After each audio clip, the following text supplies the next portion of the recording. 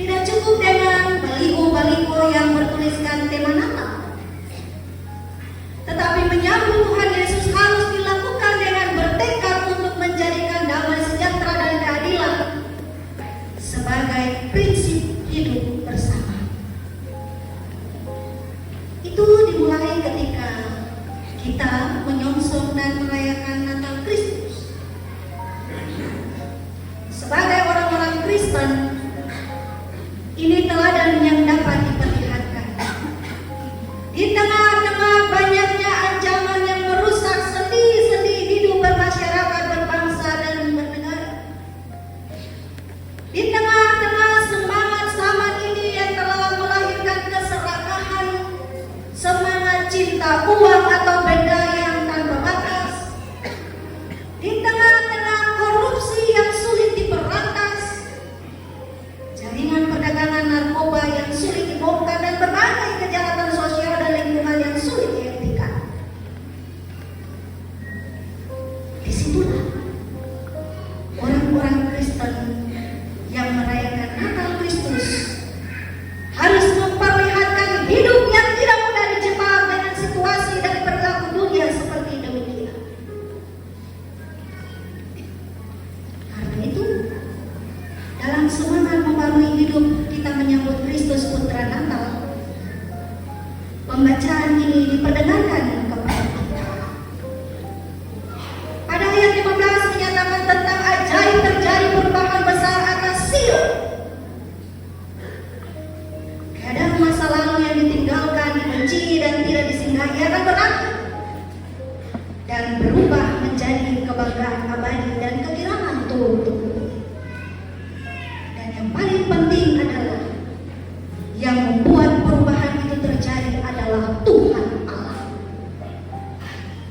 Ditegaskan berkali-kali bahwa hanya Tuhan Allah yang membuat semua perubahan dalam sejarah kehidupan bangsa Israel. Mengapa? Karena bangsa itu tidak bisa lepas dari semua jerat dan belenggu yang dialami. Bangsa itu tidak bisa keluar sendiri dari situasi yang berat. Mereka sudah terjebak dalam lingkaran beban yang dialami sedemikian lamanya. Dan hanya Allah yang mampu mengubah hidup mereka. Hanya Allah yang mampu membuat perubahan besar terjadi dalam hidup mereka. Bagi kita orang Kristen, perubahan besar yang Allah kerjakan itu telah dialami melalui kehadiran Yesus Kristus. Yang tahun kita mensyukuri dan memperingatinya melalui peristiwa kelahiran. Karena itu, sesungguhnya seluruh kehidupan kita seberat apapun itu, Allah telah melakukan pembaruan hidup dan keselamatan atas kita. Sehingga jika di hari ini kita punya masalah hidup yang berat dan membuat kita juga merasa penuh beban dalam menyambut kelahiran Kristus, ingatlah bahwa Allah pun akan mengubah hidup kita dengan cara dan kasih.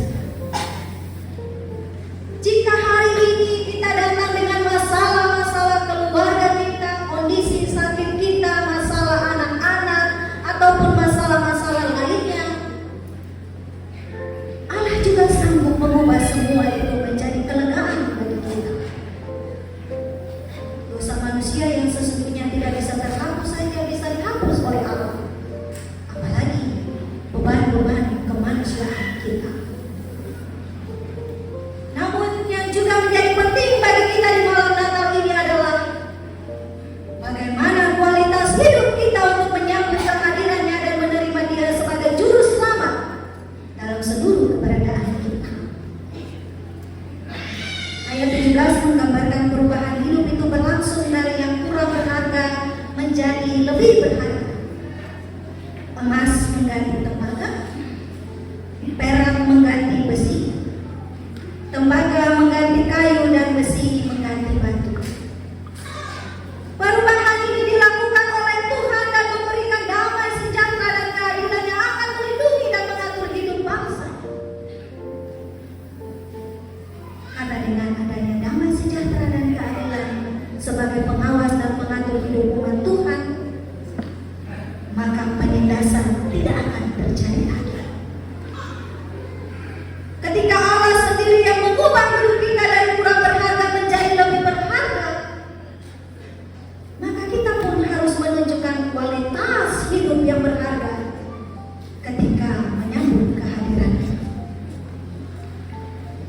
Janganlah kita kemudian tetap menjadi seperti orang-orang yang kurang atau tidak berharga di hadapan Allah dengan sikap hidup kita. Kita sendiri tidak mau ditingkatkan kualitas hidup kita untuk memiliki karakter-karakter yang terpuji. Kita tidak mau berdamai, maunya berkelahi terus.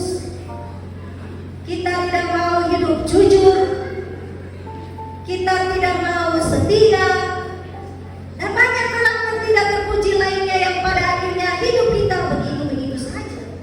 Tapi kalau sebagai orang-orang yang telah diubahkan, kita mau hidup seperti maksud Tuhan mengubah kita, maka kedamaian, keadilan, berkat sejahtera akan kita alami. Bukan hanya pribadi, tetapi juga bagi kehidupan keluarga kita dan juga di tengah-tengah lingkungan kita, bahkan bisa mempengaruhi hidup orang banyak untuk juga mengikuti karakter baik kita. Jemaat yang Tuhan Yesus kasihi dan berkati, jika kita hidup seperti demikian dan itu sikap kita menyambut Kristus, maka ayat 18 mengatakan tidak akan ada lagi kabar tentang perbuatan kekerasan, kebinasaan atau keruntuhan. Tembok kota akan disebut selamat dan pintu gerbangnya pujian. Ungkapan-ungkapan yang syarat makna, shalom, damai sejahtera, sedekah keadilan, Yesua keselamatan, dan Tehillah pujian digunakan untuk menggambarkan Sion. Jika kita saat ini berada dalam gedung gereja Sion,